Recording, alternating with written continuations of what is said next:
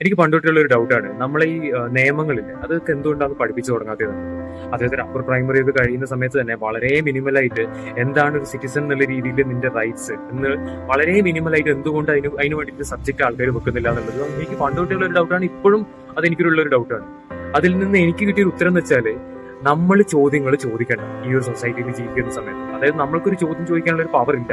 നമ്മൾ അതിനുവേണ്ടി ഫൈറ്റ് ചെയ്യണം. അതായത് ഏത് കാലത്തിലാണോ നമ്മൾ ഒരു സിറ്റുവേഷൻ, ഡിഫിക്കൽട്ട് ആയിട്ടുള്ള സിറ്റുവേഷൻ ഫേസ് ചെയ്യുന്നത്, ആ സമയത്ത് നമ്മൾ അതിനു വേണ്ടിയിട്ട് ഫൈറ്റ് ചെയ്യണം. ആ സമയത്ത് മാത്രമേ നമ്മൾ ആ നിയമങ്ങളെ കുറിച്ച് അറിയാൻ പാടുള്ളൂ എന്നുള്ള രീതിയിലാണ് ഇവിടുത്തെ ലോ മേക്കേഴ്സിന്റെ സിനാരിയോയിൽ നമ്മൾ ജീവിച്ചുകൊണ്ടിരിക്കുന്നത്. അതായത് വളരെ മിനിമൽ ആയിട്ട് പറയുകയാണെന്ന് വെച്ചാൽ, നമ്മളെ എക്സ്പ്ലോയിറ്റഡ് ആവുന്ന കുറെ ഇൻഡസ്ട്രീസ് ഉണ്ട്. ഒരു കൺസ്യൂമർ മാർക്കറ്റ് ആവട്ടെ, അല്ലെങ്കിൽ ഒരു പ്രൊഡക്ഷൻ മാർക്കറ്റ് ആവട്ടെ, അല്ലെങ്കിൽ ഒരു സിറ്റിസൺ എന്നുള്ള രീതിയിലാവട്ടെ, നമ്മൾ എക്സ്പ്ലോയിറ്റഡ് ആവാണ്. നമ്മൾ ചോദ്യങ്ങൾ ചോദിക്കണ്ട എന്നുള്ള രീതിയിലാണ് ബേസിക്കലി എല്ലാ സിനാരിയോ നടക്കുന്നത്. ഈ നിയമങ്ങൾ അറിഞ്ഞു തുടങ്ങിയാൽ നമ്മൾ ചോദ്യങ്ങൾ ചോദിച്ചു തുടങ്ങും.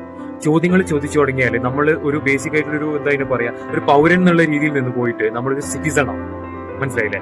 ആ ഒരു വലിയ ഡിഫറൻസ് ഉണ്ട് ആ ഒരു സിനാരിയോയിൽ. അത് ആൾക്കാർക്ക് വേണ്ട എന്നുള്ള രീതിയിലാണ് നമ്മൾ ഈ എക്സ്പ്ലോയിറ്റേഷൻ ഒക്കെ നടക്കുന്നത്.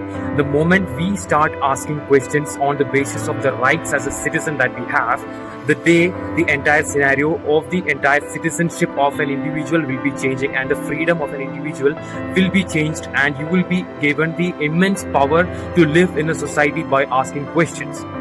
Right now, you are not able to ask any of these questions because you are unaware of all the laws as a citizen.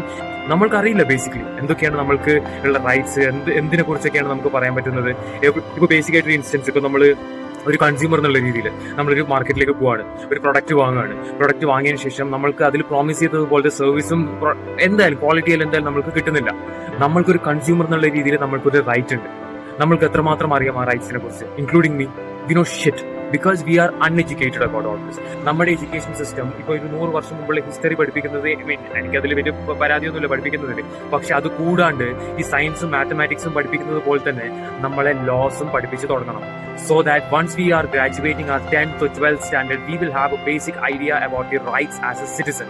So that once we are out of the school and we are getting to know about the industry or whatever the society is all about, we will know what our rights are as a citizen. നമ്മളൊരു 12th standard ഒക്കെ കഴിഞ്ഞിട്ട് ഒരു law എന്നുള്ളൊരു subject എടുത്തിട്ട് നമ്മൾ പഠിപ്പിക്കുമ്പോൾ മാത്രമാണ് നമ്മൾക്ക് ഇതിനെ കുറിച്ചൊരു ബേസിക് ആയിട്ടുള്ള ഐഡിയ കിട്ടുന്നത്. നമുക്ക് ഫ്രീ ആയിട്ട് ഇവിടെ ജീവിക്കാൻ ഒരു റൈറ്റും ഇല്ല, അല്ലേ? ഉണ്ടോ? നമുക്ക് ഫ്രീ ആയിട്ട് ജീവിക്കാൻ ഒരു റൈറ്റ് ഉണ്ടോ ഇവിടെ? ഇല്ല. നമ്മൾ ടാക്സ് പേ ചെയ്തിട്ടാണ് ലിവ് ചെയ്യുന്നത്. നമ്മൾ അങ്ങോട്ട് പൈസ കൊടുത്ത് ജീവിക്കുമ്പോൾ നമ്മുടെ റൈറ്റ്സ് എന്താണെന്നും കൂടെ നമ്മൾ അറിഞ്ഞിരിക്കണം. Please make sure we all know our citizen rights. Have a good day.